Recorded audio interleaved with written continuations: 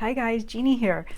So I'm really excited about our next program on Angels Don't Lie coming up this week. We're going to be talking about how to decipher what energy is yours versus what energy is another's. We're taking the conversation the next step from being an empath, a highly sensitive person, being empathic, really understanding our energy is what we talked about last week. We covered the basis of how to do a senses meditation, how to breathe in slowly, how to marinate with the feeling that you're having, and using your Nancy Drew detective skills and breaking it down with your senses, right? Understanding the how it sounds, what it feels like, what it tastes like, what it sounds like. So you can break it down with all the five senses and use your journal to use as a ground to pay attention and write it all down, so you really get to know what your senses are. Anytime that we're working with energy, we want to know why our senses are telling us the story, because our senses are the connection to divine, to our intuition, to receiving messages, and to working with that lovely, beautiful psychic energy that's available for all of us to be in a better pathway, to know where we're going and what our next move is. And we all can get conjumbled with energy, for sure.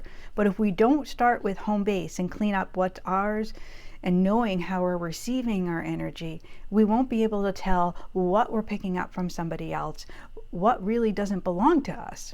So if you haven't done the meditation yet and worked through the senses, I recommend you go back and you do that. Take the time, use your breath, be in the feeling. So here are the steps I'll give you for that meditation one more time, just so you have it. So the senses meditation is breathing in, relaxing your body, opening the soles of your feet, which are your root chakra, which is that divine center that connects us to our life here and now. Very important to open up this center to stay in our own energy. Grounds us. So when we open up that center, we breathe in with the intent of understanding and connecting with the feeling we're having. You understand the feeling, you connect to where it is in your body. From where you know where it is, then you're going to take it apart with your senses. And you go one at a time with your journal right next to you, and you decipher that feeling, all of it. So what it sounds like, what it looks like, what it feels like, what it tastes like, and I'm forgetting one. Looks, sound, taste, feel, and feel. I don't know. I'm forgetting one, but I'm okay. So you decipher those, you write them down, and then you can better understand how you're receiving your information. So you can say, all right, so this feeling of anxiety is up in my chest. I feel stress, I feel anxiety, and it looks gray. It feels heavy. It sounds kind of dull and flat, and it tastes, did I already say this? Maybe I didn't. It tastes, metally. Yeah, I did say it. So once you get all of those things, then you can really start to talk to the energy. Take your moment and you feel that energy. You notice if it's really within your body or if it's on the outside of your body. So you breathe this in and you're asking, is this within my body or is this outside? You'll know right away. Practice this several times and you'll get it. You'll know this is in my body, this is not in my body.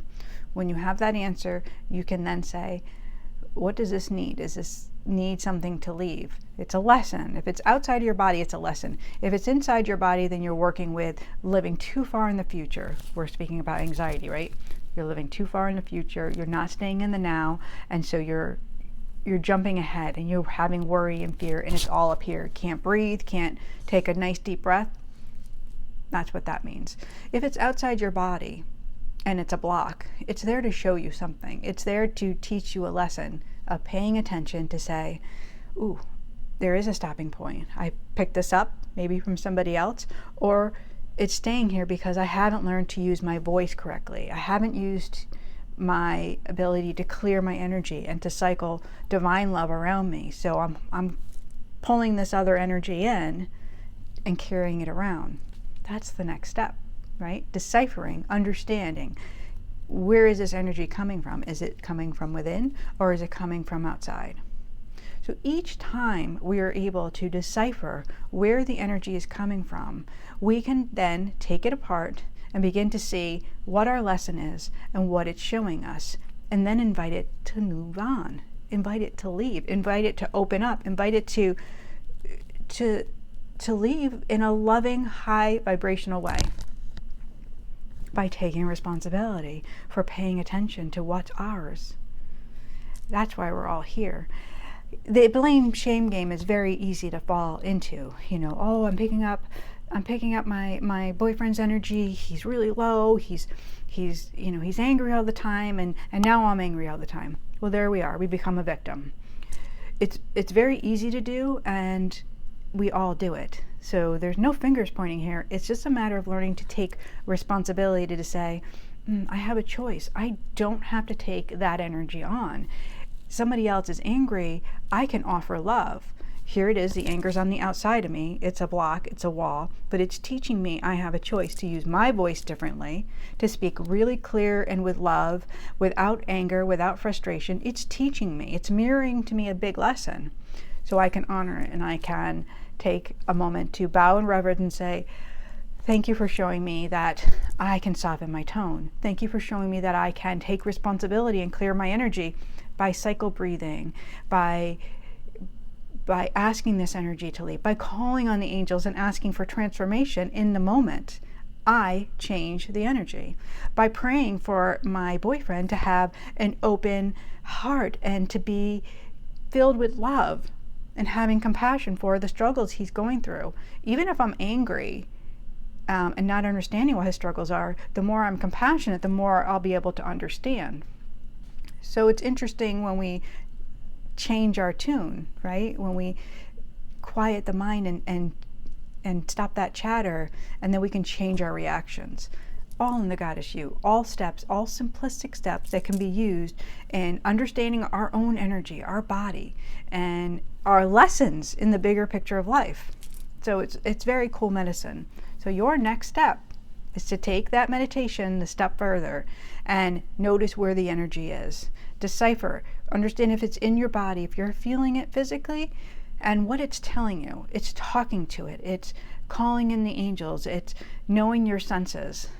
So your intuition can really guide you and say, hey sister, it's time to shift your diet. It's time to, read a new book and bring in love. It's time to drop on your knees and pray and take a moment in prayer and meditation and love. When we listen, when we slow, we will hear the voice of the divine speaking to us every step of the way.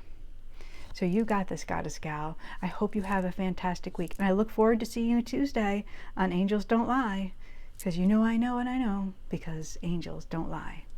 All right, guys, I'll see you soon. Take care.